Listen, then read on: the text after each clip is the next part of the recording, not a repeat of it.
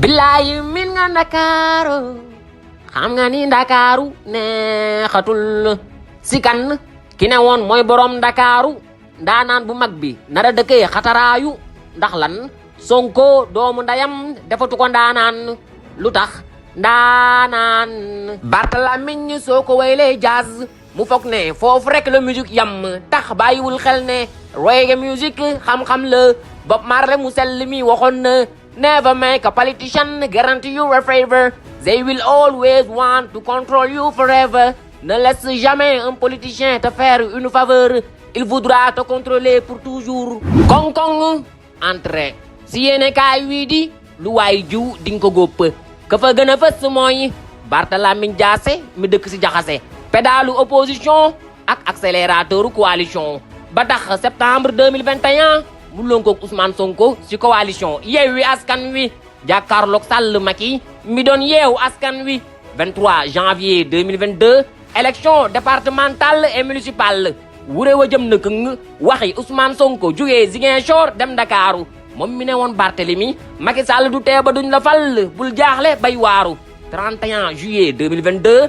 élection législative coalition bi wéyle Macky Sall 4 appuis en attendant la VAR du 24 mars 2024 waaye dëgër bopp Sall ngaari lam tooro mi dul bàyyi fu mu ñàkkee dina raasi pexe ba tax dans sa folie de continuer di yeewu askan wi mu tekk ndëgg sërëx ngir réduire coalition Yewwi Askan Wi à sa plus simple expression 31 mai 2023 Macky Sall woote dialogue politique Khalifa Sall un des leaders de la coalition Yewwi Askan Wi ne moom dialogue aayul na bokk rek Barthélémy Dias mujjee jaawale dialogue ak jàllale gis-gis yi waroo coalition ba jaxasoo Ousmane Sonko ak waa Pastef ne ñoom wuyu ji wuñu opposant ya ca des ak société civile bi wuyu ji lam tooro ñenn ñi naan ko président gëmmal dóor pendant ce temps Adji Sarr ngay xaar ku ko naan waaw góor ndax le lendemain 1er juin 2023 mooy doon le jour d'un verdict du procès qui accoucha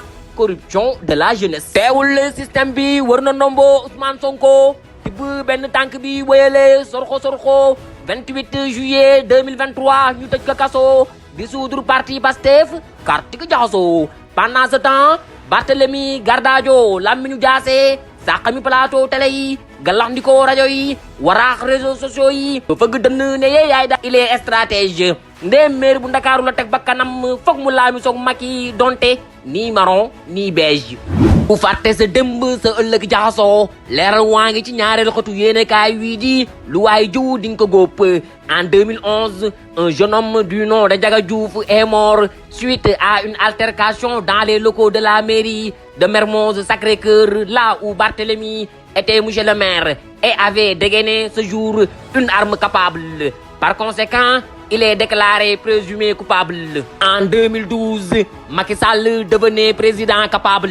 Le dossier de Barthélémy est remis sur la table. Condamné en première instance par le tribunal correctionnel, puis en appel, finalement confirmé par la Cour suprême. Mais au Sénégal, puisque le juridiquement impossible peut devenir politiquement possible, Barthélémy Toye Dias redevenait maire, cette fois-ci de la ville de Dakar. Cependant, 11 décembre 2024, il est déclaré démissionnaire selon les dispositions de l'article L277 du code électoral. Va lire toi-même l'article. Man damay résumé. 25 août 2025, le bureau municipal se réunit pour élire un nouveau maire. Le grand Ndaanaan de Dakar devient le grand désolé Ñàkk Yaakaar. Abbas Fall devient monsieur le maire de la capitale, attendant le verdict de la Cour suprême du 18 septembre, puisque le grand désolé Ñàkk Yaakaar avait introduit un recours pour excès de pouvoir quant à la décision préfectorale le révoquant.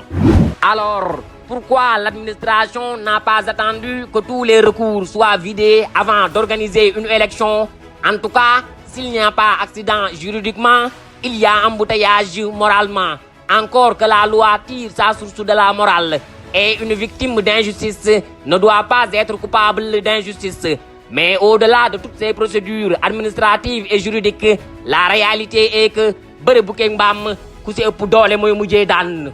Entre souverainisme et relations diplomatiques ban moo si ëpp doole entre protectionnisme et globalisation économique kan moo si mujjee daan laaj la bu sampu si yéene kaay wii di le système de l'antisystème 27 août 2025 excellence Diakhar Faye tegaat na tànk France 23 septembre pour la première fois depuis qu'il est nommé premier ministre nar fa teg tànk pour la relance loolu lu muy jur en tout cas coow li nee na kur King Blessing samp laaj pour affirmer le souverainisme et tamponner la rupture. Est-ce que les autorités sénégalaises de l'actuel régime ne doivent jamais voir ni parler avec les autorités françaises ou bien doivent-elles se rencontrer pour recalibrer les relations historiques déséquilibrées, tourner la page France-Afrique, redéfinir les relations diplomatiques, renégocier des contrats économiques et tirer profit de la globalisation économique? En attendant les réponses dans une prochaine revue de Deug, rappelons que ça ne nécessite pas d'être pour ou contre ce régime pour comprendre et accepter le concept de rupture.